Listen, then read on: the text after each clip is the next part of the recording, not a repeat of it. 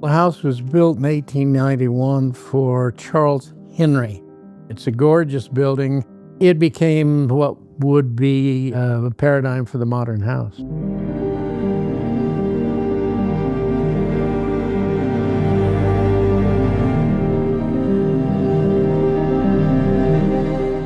Charles Henry was the co-founder and first agent for the Bank of Monterey. He and his wife and his daughter Lou lived here at the time.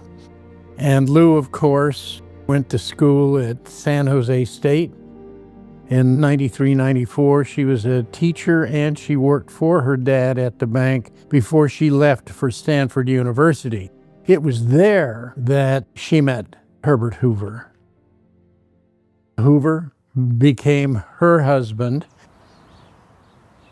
This was a vacation house for them until he became the President of the United States. Between 1891 and 1924, there were only 2 or 3 houses here in this, what's called the Bergier Park.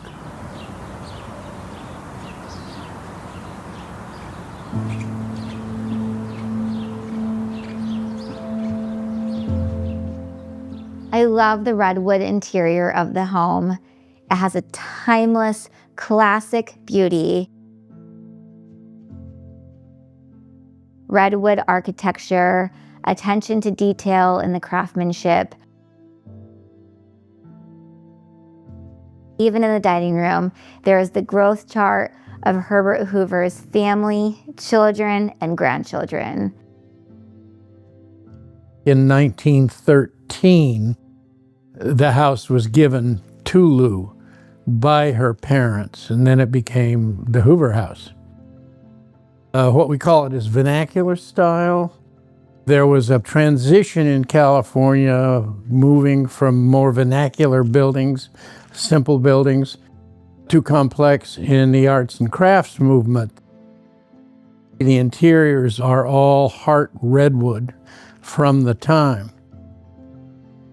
It's in excellent condition.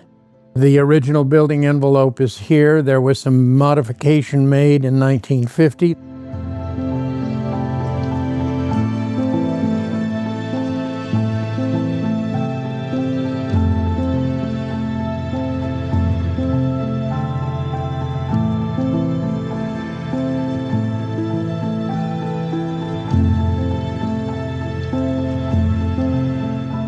There was a book written in 1909 after this was built called A Simple House by Bernard Maybeck in Berkeley.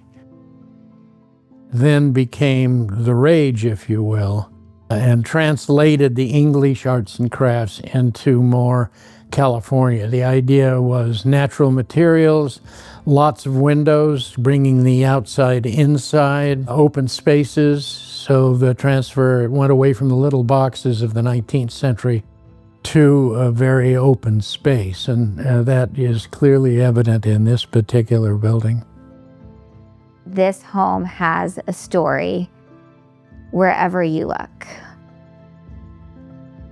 And I'm really excited for the next family to purchase this home and continue on Herbert Hoover's legacy.